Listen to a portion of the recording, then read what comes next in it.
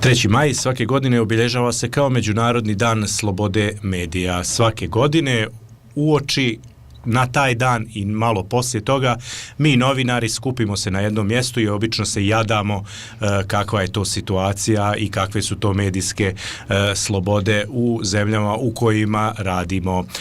Moja današnja gošća koja će mi se jadati, također pretpostavljam, jeste Milkica Milojević, novinarka dugogodišnja. Dobar dan, dobro mi došla. Ja sam rekao jadati se, ali možda se i nećeš jadati.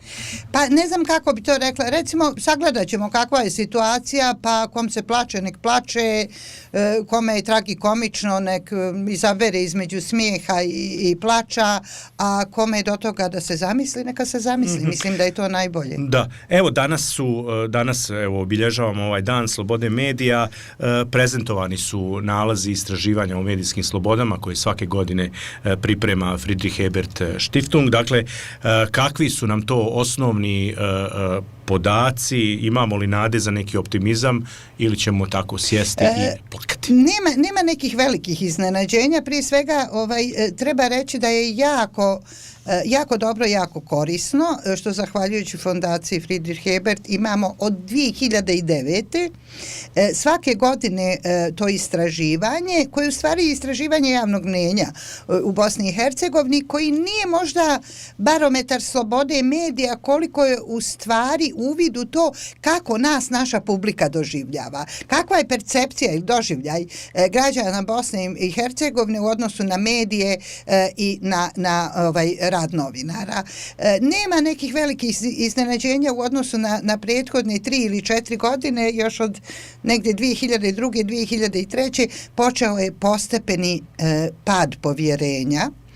Do tada su mediji i novinari bili ubedljivo prvi na vrhu liste onih kojima građani vjeruju. Mi smo znali ranijih godina u šali reći, pa to je zato što su drugi toliko očajni da novinari nemaju kome drugom da vjeruju nego nama, i u tome, kao i u svakoj šali, svakom pretjerivanju ima dosta istine, jer naprosto sjećate se onih vremena kad su ljudi dolazili u redakcije televizija, novina, da kažu, evo ja sam sve pokušao, nepravda mi se čini, sve institucije države su me iskulirale, učinile nepravdu i jedinom vi ostajete. I zaista je taj medijski pritisak znao uroditi plodom. Danas mislim da naša moć nije tolika, odnosno da ne radi se toliko o moći i o nemoći koliko o duboko ukorijenjenoj korupciji. Danas nosioci vlasti i inače moćnici, njih baš briga kakva će im biti percepcija u javnosti. Rekla si prije par godina da se desio taj pad. Možeš li definisati možda, jer godinama komentarišeš situaciju u medijima, godinama i komentarišeš nalaze ovih istraživanja, koja je to prelomna tačka koju možemo tako definisati gdje dolazi do početka pada povjerenja? Nekoliko je faktora na to uticalo. Evo ja imam ovdje neke podatke pred sobom, moram iskoristiti ovu priliku da kažem da moram imati ovako nešto zapisano, jer nisam tako bistra kao vaš prethodni sagovornik Čikafedo Čaušević, posljednji živi oslobodilac Banja Luke, smrt fašizmu Čikafedo. Dakle, ja moram malo sloboda narodu, u njegovo ime i u naše ime, dakle moram malo da se poslužim ovim svojim zapisima. Znači, to je negdje počelo oko 2002. 2003. godine, kad, pogotovo u Republici Srpskoj, taj pad povjerenja je izraženiji u Republici Srpskoj, evo navešću i neke procente, mada je to malo dosadno našim gledaocima i slušaocima. Dakle, to je počelo sa jačanjem kampanje protiv domaćih izdajnika, stranih plaćenika i tako dalje, da bi doživjelo neki vrhunac, ta hajka pretprošle godine, odnosno hajde rećemo prošle godine sa padom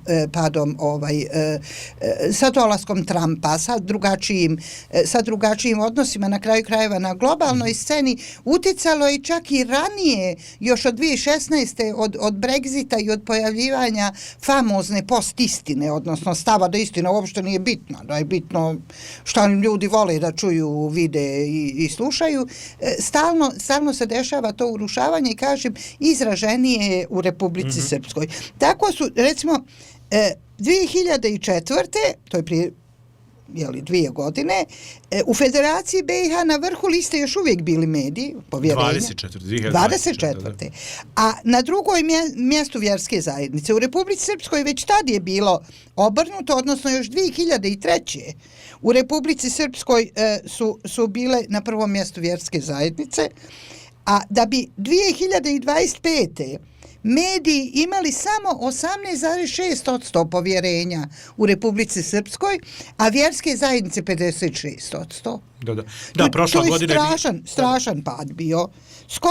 Bili smo skoro omraženi kao političari i političke stranke, koji su uvijek negde oko 17% i uvijek su fenjeraši, znači, na toj tabeli. I ove godine u Federaciji BiH na prvom mjestu su i dalje mediji. Oni jesu u Bosni i Hercegovini i dalje na prvom mjestu, ali je to znatno manja, kako bi rekla, manje ubjedljiva ova liderska pozicija nego ranijih godina. I to zahvaljujući građanima Federacije. U Federaciji su i ove godine mediji na prvom mjestu, institucije vlasti na drugom i vjerske zajednice na trećem. U Republici Srpskoj vjerske zajednice imaju 67% podrške. Pa onda institucije vlasti. Zamislite kako su nam institucije vlasti, ako ćemo pravo, razorene iznutra. I oni su ispred medija i novinara koji imaju samo 38% povjerenja, samo 38% građana Republike Srpske vjeruje medijima kao nekom u koga se najviše pouzdaju. Nakon svega što je sistem radio da ubijedi javnost da su mediji remetioci i dile, da je sve u Republici Srpskoj sjajno, samo kad bi još ti mediji ćutali. Da su novinari, a pogotovo novinarke ovakvi ili onakvi, nakon silnih prozivki i uvreda, da budemo jasni, od strane Milorada Dodika, dobro smo prošli, što bi rekao onaj utopist nadrealista. Nikakvo čudo nije. Znate, kad se toliko javnost ubjeđuje, pogotovo u doba postistine, kad su nas već ubjedili da nema veze, uopšte nije bitno šta je istina. Važno je da je šareno, da je glasno, da ima klikova, da će više ljudi to vidjeti. A sve što se ne sviđa proglašeno je za fake news. A sve što se ne sviđa proglašeno je za fake news, proglašeno je za izdaju, što je mnogo gore od fake newsa. Može biti i fake ako je u nacionalnom interesu. Mislim, ako je interesu i dile koji oni propovijedaju, o kojoj mi živimo jako teško. To znači, ako dobro shvatam, ovo što ti dovodiš u vezu jeste zaista odnos politike prema medijima. Dakle, kampanja u kojoj su pojedini mediji, a sada je to nebitno kada dolazi od političara za koje ljudi glasaju, dakle kada je došlo do podjele na izdajničke i podaničke, da tako kaže, tu je došlo do tog rascjepa i pada povjerenja. Dakle, je li to? Moguće da je to, a inače, kako bi rekla, mi sad živimo, ne želim nikoga da oslobodim odgovornosti.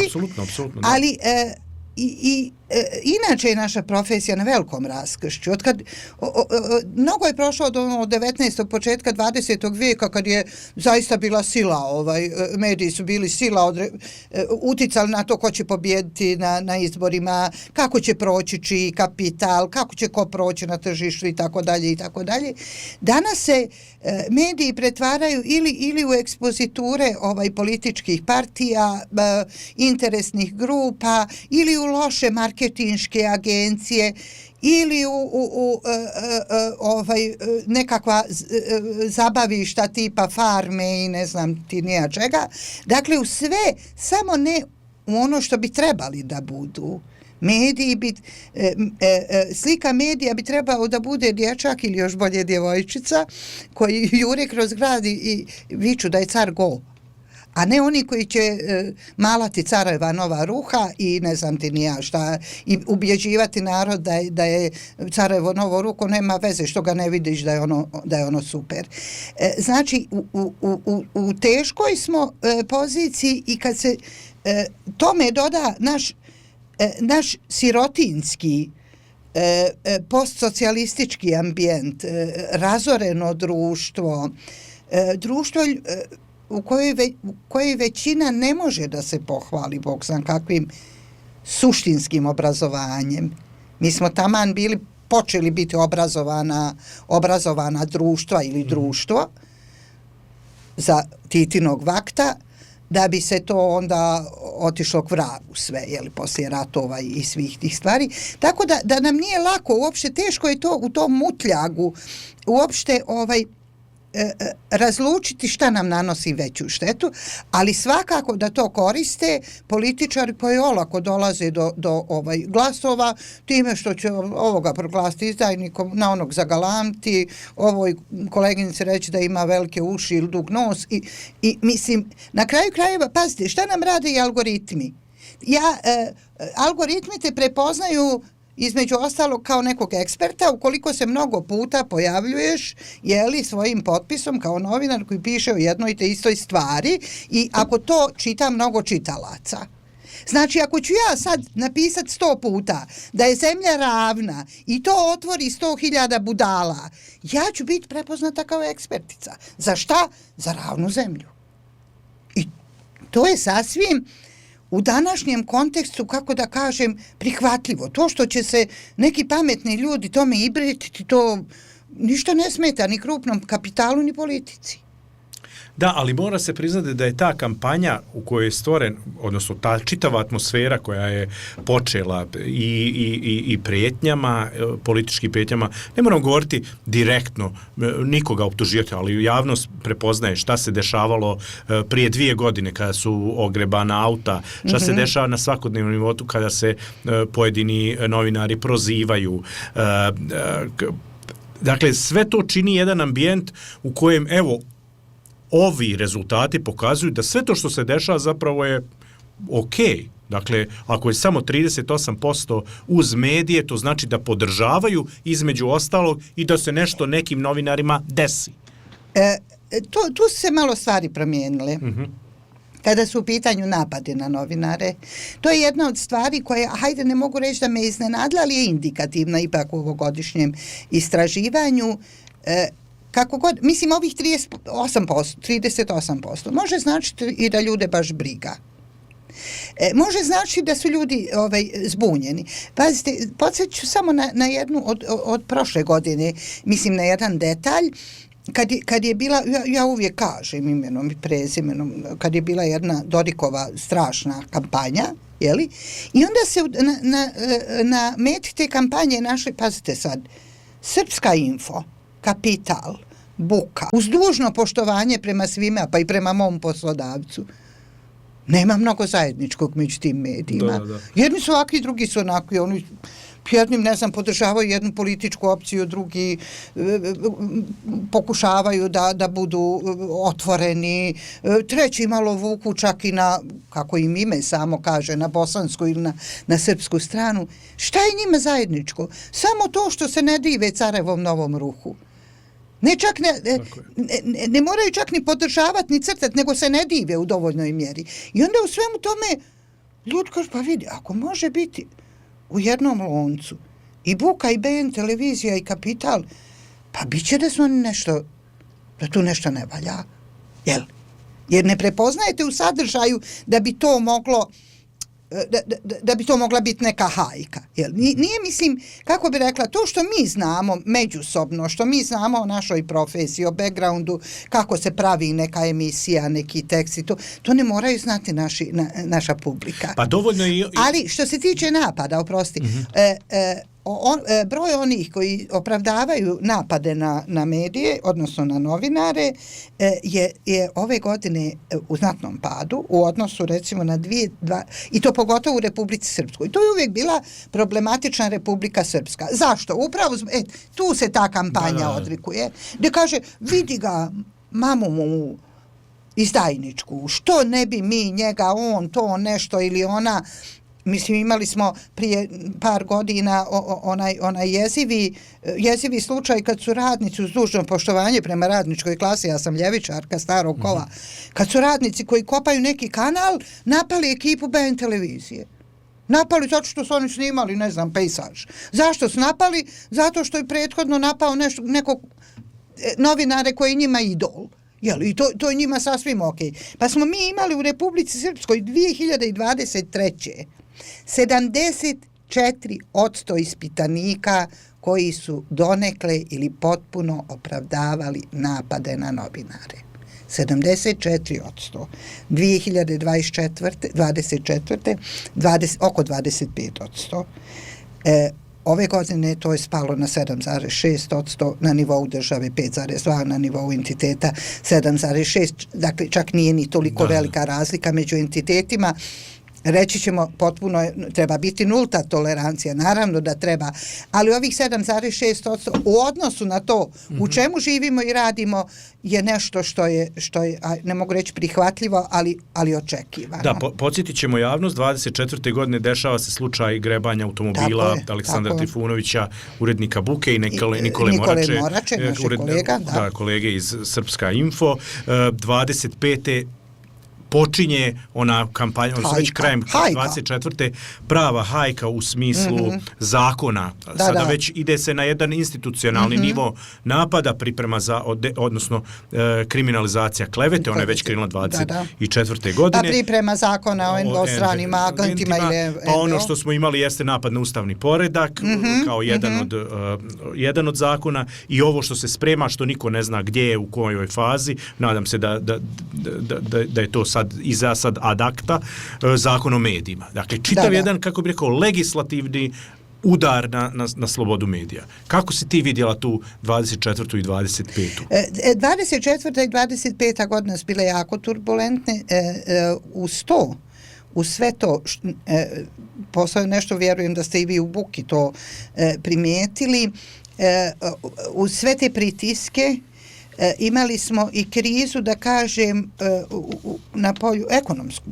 Krizu na polju egzistencijalnu, tako je, bravo, to je prava riječ. Egzistencijalnu, znači na polju finansiranja. Pa, mislim, mi smo jedno čudno društvo u kojem se smatra da treba platiti svaku glupost sa temua, da se mora platiti nadogradnja noktiju, podrezivanje šiški, naravno hljeb, puter i ostalo, jedino informacija džaba. Informacija nije džaba. Proizvodnja informacije je jedan ozbiljan posao i ozbiljan trošak. Skupa rabota. I mi, znači, pored ovoga svega, što je strašno, imamo i te egzistencijalne pritiske, odnosno ekonomsku krizu, kako se isfinansirati, kako izgurati godinu, kako održati produkciju, i sad da živimo u nekom idealnom društvu ili bar pristojnom društvu gdje se njeguju demokratske vrijednosti, onda bi država, pod pojmom država mislim u širem smislu, sve što je država, ne ulazeći u to, je to Sarajevo, Banja Luka, mjesna zajednica, Kalinovi, znači sve vlasti koji imaju budžete, bi priskočile u pomoć medijima, rekla, hajmo ljudi, malo ćemo, ne znam, dio iz PDV-a, dio iz ovog, hajde malo da pregurate to, pa nismo valjda ludi da ostanemo bez medija, jel? Ali ne, šta će ti djevojčica koja trči kroz selo i viče da je car go? To ti ne treba, jel? I onda kad ti ne treba, onda fino uz tu ekonomsku krizu i na talasima nje još malo priprijetiš i zakonima koji su sprečavajući, ograničavajući, na kraju krajeva zakonima koji dozvoljavaju, koji omogućavaju, tačnije, da tužilac ima pravo odlučivanja bez velikih ograničenja, diskreciono pravo da ne protiv nekog ne pokrene istragu. Mi znamo kako je naše tužilaštvo. Kakva su nam tužilaštva i za koga rade. Zamislite vi sad da svako može, kao i što može svaki građanin protiv drugog građanina, da podnese krivičnu krivičnu prijavu, a da je i nož i pogača u ruci tužioca i onda tužiocu kažu ili tužiteljici da je to malo i onda imamo, ne mora biti osuđujuća presuda, pazite, zamislite da se nađete u situaciji da ste 5 godina pod krivičnom istragom i da kažu na kraju, ok, nema elemenata krivičnog djela, a ti 5 godina nemaš sva građanska prava koje imaju oni koji nisu pod krivičnom istragom, nego su ti ta prava ograničena. Kada pratiš malo medijsku scenu, koliko je ova kriminalizacija klevete uticala na to da novinari počnu razmišljati šta će pisati? Je li smanjen broj tih djevojčica koje viču car je go? Ili ta autocenzura ne postoji pa svi mogu pisati šta god hoće? Autocenzura je jedan vrlo, sad ću biti malo dosadna, kvazi akademski, vrlo jedna kompleksna pojava. Djevojčica i dječaka koji trče kroz selo i viču da je car go je već godinama i decenijama sve manje, ne samo u našem malom siromašnom društvu i našoj plitkoj barici, nego inače, i mislim da to nije dobro po planetu i da to nije dobro uopšte po ljudsku civilizaciju, ali sad daleko odosmo. Koliko je na tu autocenzuru i to da razmisle da li šta će vikati, jeli, uticala rekriminalizacija klevete u Republici Srpskoj.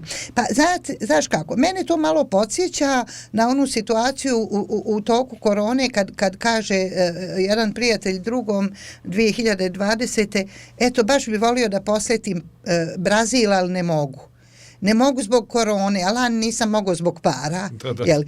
Mislim, nije u ovom pregledu, u ovom istraživanju koji smo predstavili upravo, veliki procenat građana smatra da je to doprinijelo autocenzuri, mislim čak možda 2/3, taj podatak nemam trenutno pred sobom. Ja posmatrajući praksu mislim mislim u vrijednosnom smislu to je jedan veliki skoro 70%. autogol. Da. 68 u Jel Republici tako? Srpskoj. Pa eto, 2/3. Znači, to je jedan veliki vrijednosti autogol, to sebi dozvoliti. Ali mislim da dosadašnja praksa nije pokazala, nije bilo podignutih optužnica, osim jedne, mislim, koja se čak ne odnosi na novinare, niti novinarku. Ja mislim da je samo jedna. I da je neki građanin koji je stvarno napravio neko čudo, pa je pod istragom, ali naravno ne treba nikog krivično goniti za izgovorenu riječ. Mislim da je sve ukupna situacija, uključujući neimaštinu, uključujući podcijenjenost profesije, uključujući smanjen uticaj, uključujući ponekad i osjećaj uzaludnosti. Znate, kad vi narodu objašnjavate da je bijelo 100 godina, a narod leži pod šljivom i češka se i misli se kad će farma da malo uzme jednu pivu pa malo to gleda ko je koga uhvatio za guzicu, onda ti stvarno dođe da kažeš pa izvina, a zašto ja? Naravno, pravi novinar ili novinarka kaže malo zašto ja, pa nakon 5 minuta se predomisli pa kaže pa ja, ko bi drugi, zato što moram ja. Tako da mislim da nije presudno, ali da i sve ukupno stanje utiče na porast autocenzure, koja je najveće zlo po medijske slobode. Nema tog zla koje je ravno autocenzuri. Sada, kada ovo sve slušamo, imaju neki nalazi ovog istraživanja koji su pozitivni u odnosu na prethodne godine. Nekako imam osjećaj da smo stavljeni sa strane, da nismo uopšte bitni trenutno, i to je možda i najgora situacija koja se može desiti, da nas potpuno ignorišu, da bez obzira ovo što ti kažeš, šta god mi pisali, ništa se neće desiti, to i javnost vjerovatno ima utisak da je tako. Godinama se piše o slučajevima koji tresu zemlju, takvi su nam i naslovi, afera koja trese, a zapravo ništa se ne otrese do kraja, da tako kažem. To sve zapravo je vrlo jedno poražavajuće stanje gdje mi koji, pokušavamo, vidimo da to nekog velikog rezultata nema. Pa šta nam je onda činiti? Moramo nastaviti, ne može se odustati. Znate, ima jedan krasan film koji je nastao od odlične novele Viktora Ivančića, film se zove Paviljon. Preporučujem svim građankama i građanima, preporučujem pogotovo ljudima u životnoj dobi u kojoj sam i sama, i preporučujem iz posebnog razloga novinarima i novinarkama. Tu parafrazirat ću, ne mogu baš tačno da citiram, jednu rečenicu koju izgovara Zijah Sokolović, odnosno pisao ju je Viktor Ivančić, naravno, u svojoj noveli, koji kaže: pa to što mi ne možemo pobijediti nepravdu ne znači da treba da ćutimo da je to nepravda. Trebamo bar da kažemo da jeste. Trebamo da imamo jasan stav po tome, pa ko krene za nama krene, ko ne krene. Naprosto, svi mi imamo odgovornosti pred sobom i pred svojom porodicom i pred svojim komšilukom i nije baš da niko ne vidi šta radimo. Bilo bi sad malo pretjerano da govorim kako mene to zaustave na ulici pa pitaju šta vi mislite o tome, a lijepo ste ono napisali, a šta ćemo sad. Mislim, nije da baš niko ništa ne prati. Ako ništa drugo, da ostane trag. Da ostane trag. Ja svaki put kad napišem u naslov, a oni su oteli vašem djetetu iz usta, ja se dobro osjećam. Jer mislim da svako ko je pokrao budžet je oteo mom, tvom, njenom, svoj djeci našoj iz usta. Našim unučićima koji još nisu rođeni i koji će da vraćaju kredit Željeznica Republike Srpske ili Šuma Republike Srpske, a vraćat će kredit zato što su neke guzonje te pare pokrale i dale svojoj djeci da odu sa torbom para u Beogradu i kupe stan u Knez Mihajlovoj. Ako neko misli da je u redu da dijete jednog bivšeg direktora s torbom u šaci sa 22 godine kupi stan u Knez Mihajlovoj, a da moje dijete nema za sendvič, onda nek taj živi sam sa sobom u društvu. Sa mnom neće. Ja možda ne mogu da srušim taj sistem, ali imam obavezu i zadovoljstvo da kažem da to nije u redu i da je to lopovluk i da je to najcrnja otimačina.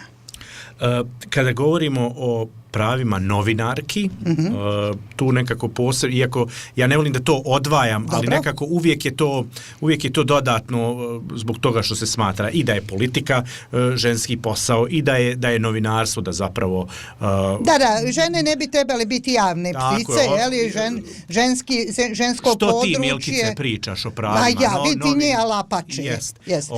Da neko moj neki vršnjak tako galami, rekli bi oštrog je jezika ovaj stariji gospodin. A ja sam baba lapača, nađak baba koja tako laparda okolo. Vidiš li ti tu neki poseban segment problematike kada je u pitanju položaj žena novinarki u Bosni i Hercegovini? Ovo istraživanje obuhvatilo, ajde da kažem, mizogine prakse, odnosno odnos javnosti prema mizoginim praksama i prema odnos javnosti i prema tome kako se političari odnose prema ženama novinarkama i ostali moćnici, a i kako se mediji i javnosti političari odnose prema ženama političarkama.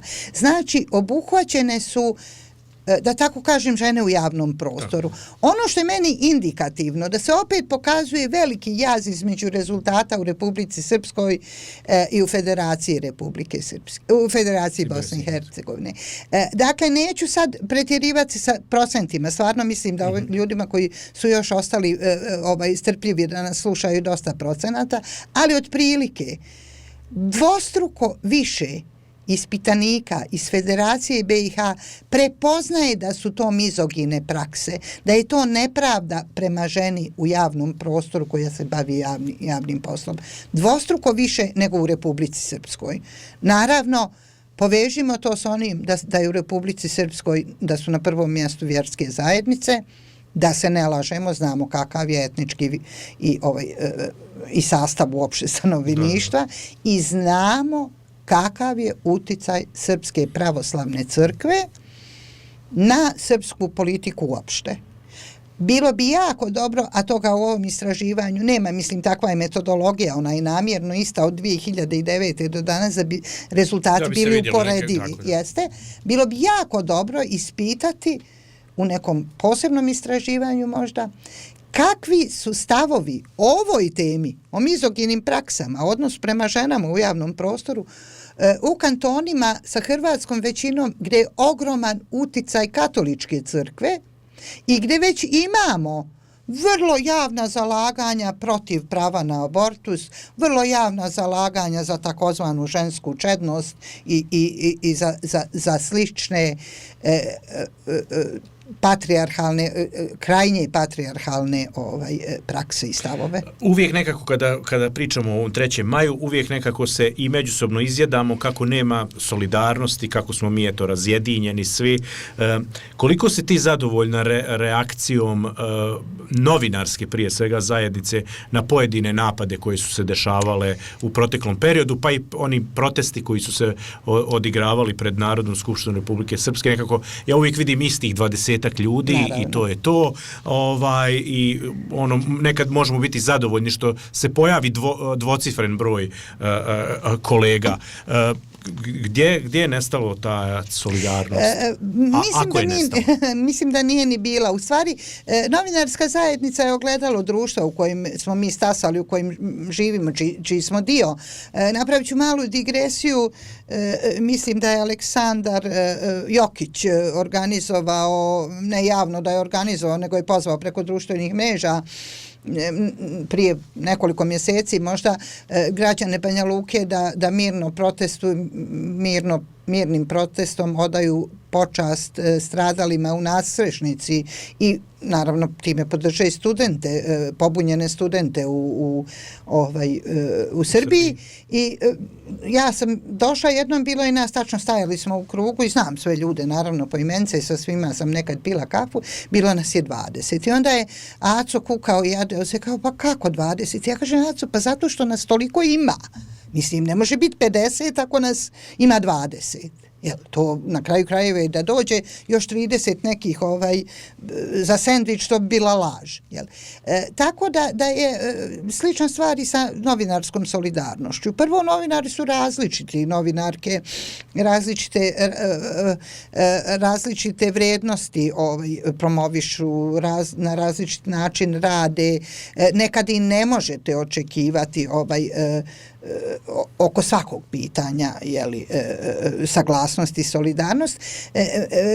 To što je bilo pred Narodnom skupštinom 20, 30 ili 50 ljudi, meni sasvim ok, tu nisu bili samo novinari i novinarke, bili su naši drugari iz nevladinih organizacija koji prepoznaju šta su to vrijednosti za koje bi se mi svi zajedno morali boriti. Ono što mene ljuti jeste kukavičluk, da se ona esencijalna solidarnost pokaže na terenu.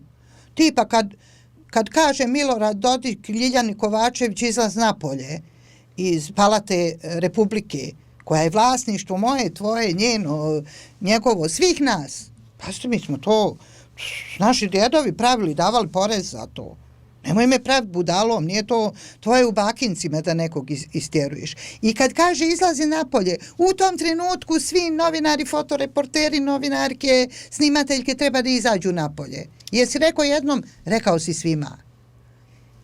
To je ono, bojiš se poslodavca. Pa izvini, molim te, ljudi su 41. sa koricom hljeba u džepu i sa starom lovačkom puškom išli na Hitlera, pa se nisu bojali da će se poginuti, ti se bojiš 10% od plate. Sa takozvanom tanđarom. Sa takozvanom tanđarom. Pa ako se bojiš da ćeš ostati bez 10% plate, onda i ne zaslužuješ da, budeš neko kome će građani pokloniti povjerenje. Kada bi morala birati svoj put iznova, da li bi nastavila, odnosno da li bi se odlučila da se baviš novinarstvom, a imajući ovo sve o čemu si pričala u vidu i da ti neka Milkica iz budućnosti kaže, a još šta ću ja sad pričati s Padalovićem u podcastu, bolje nemoj. Šta bi joj rekla? To naravno pošto ja uskoro za koji mjesec odlazim u penziju, ovo je posljednje, vjerovatno jedno od posljednjih mojih gostovanja, ulozi aktivne novinarke u smislu zaposlene kod poslodavca medijske kuće, zvanično, jeli? Pa naravno da razmišljam o tome. Prvo, ja ne mogu sebe da nikako zamislim drugačije, imam tu veliku sreću i eto, ako mogu reći blagoslov, da živim posao koji radim, da je to dio mog identiteta, da to nije samo ono od 7 do 3 da dobiješ platu, da je to s obzirom na to kakve su nam plate, vjerovatno bi odavno odustala. Nije da nisam imala prilika da budem i ministarka i ne znam ti ni ja šta već, ali naravno, pa svaki, pa vjerovatno si i ti imao, mislim, možda ne ono direktnu ponudu, ali nagovještaj koji je vrlo jasan. Dakle, nema u ovom društvu puno ljudi koji imaju neki nivo obrazovanja, komunikacijskih vještina i ostalih prednosti koje ga mogu preporučiti. Sem toga, to je način da se ljudi učutkaju, da se potkupe. Poznato je da je mnogo naših kolega diglo ruke i otišlo. Ja sigurno ne bih bila bitno drugačija nego što sam sad. Sad ne znam, s obzirom na nove tehnologije, na nove društvene odnose, da li bi se to zanimanje te djevojčice koja trči kroz, pa i ostarjele djevojčice, koje trči šorom i viče da je car go zvalo baš novinarka ili ne znam, nekako drugačije, ali da, to bih radila. Content kreator. Da. Nešto bi to radila, da kažem onom tamo silniku da ne može biti moj predstavnik ako je prebio ženu, da ne može imati moje poštovanje ako je oteo mom ili tvom djetetu i svoj našoj djeci zalogaju iz usta i da ga aman ne poštujem ništa, pa taman da ima ne znam koje milijarde kad nema nikakvih suštinskih kvaliteta. Šta za tebe znači biti slobodan novinar, slobodna novinarka? To je stvar izbora. To znači da nemaš problema da radiš za minimalac, da nemaš problema da kažeš ne jačima od sebe, da ne razmišljaš o 10%, da naprosto više cijeniš sebe i prije svega svoju publiku i da pritom naravno budeš spreman da spavaš s mobilnim telefonom pod glavom, da se uvijek javiš građaninu, da je tvoj broj mobilnog telefona javno dobro, jer radiš javni posao i kad sve to hoćeš i nije ti teško, onda si slobodan. Hvala ti puno. Malo je ovakvih ljudi, malo je ovakvih novinarki kao što je Milkica. Meni je bilo zadovoljstvo što sam razgovarao sa njom, makar se i jadali, mislim da smo se kvalitetno izjadali.